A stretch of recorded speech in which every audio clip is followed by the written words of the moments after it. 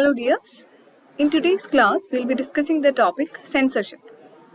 So, what do you mean by censorship?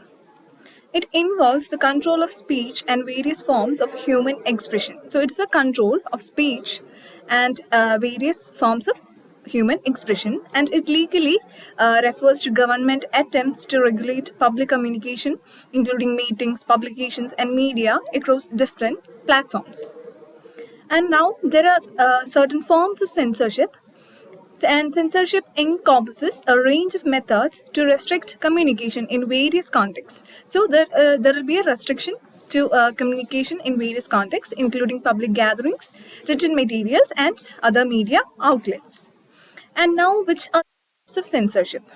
So the first one we'll deal with moral censorship, and it involves the removal of materials deemed obscene or morally questionable. So the morally questionable or obscene, this deemed obscene materials will be removed in moral censorship. And the examples include the censorship of pornography. So the materials is obscene and it is morally questionable, so it will be removed, and this is called moral censorship.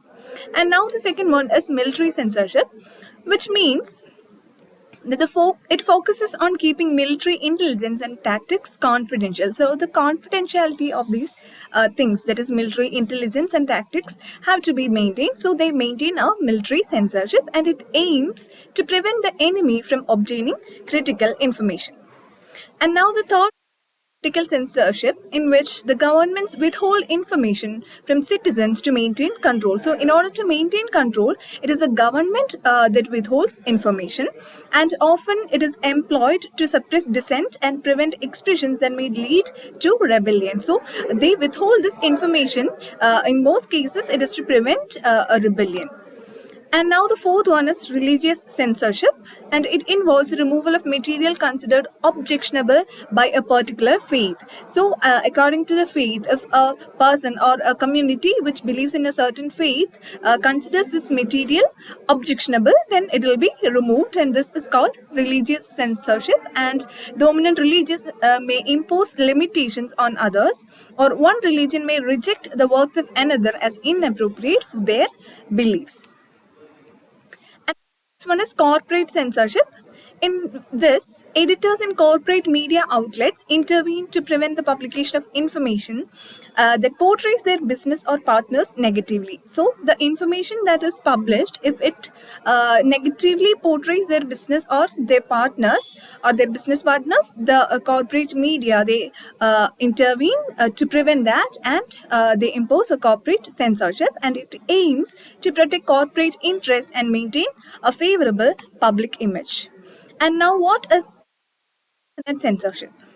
With the digital revolution, governments worldwide have imposed strict censorship on the internet. So, there are certain laws like cyber laws in many countries that establish both prior restraint and subsequent punishment for online materials impacting free expression. That is, they are able to express their opinions and all, but if it is considered obscene, or if it's deemed obscene, then it will be removed, and there are strict censorship laws in this regarding the digital world. And the internet censorship in the digital age, in our digital age, the global digital revolution has prompted governments, even in democratic countries, to enact cyber laws. So for this internet censorship, cyber laws have been made, and these laws aim to regulate and control internet content, often establishing restrictions and penalties for various online activities. And now, what is its impact on freedom of expression? Censorship raises concerns about the restriction of freedom of expression and the right to access information. So there is a concern about how our freedom of expression is restricted. And balancing the need for public safety or moral values with the preservation of individual liberties is an ongoing challenge in this era.